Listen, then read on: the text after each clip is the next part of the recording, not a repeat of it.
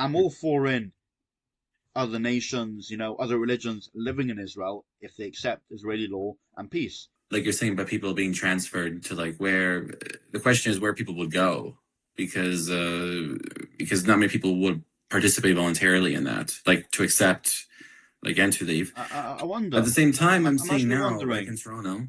I wonder. Let's say one of Sorry. these people that are living a terrible life, and let's say they feel that they're truly indigenous to the land, but would they be willing to maybe give that up to live in, let's say Jordan, let's say Qatar, let's say Turkey, one of these countries? Would they be willing to give up to live a nicer life there? Let's say they get a house there. I'm not too sure many Um, of them wouldn't want to. but there's another side there. Turkey, Qatar would have to like agree to do that, and it's Uh, unlikely they would. Qatar, for example, which fund Hamas, Al Jazeera's from Qatar, they host these Hamas people, these terrorists coming to Qatar all the time.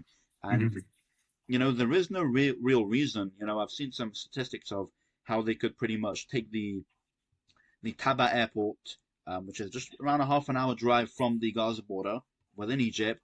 And if Qatar Airways would sort of, bring in a couple of flights within a week or two, they could get everybody out there. Now, it's not really a realistic thing because it's not going to happen.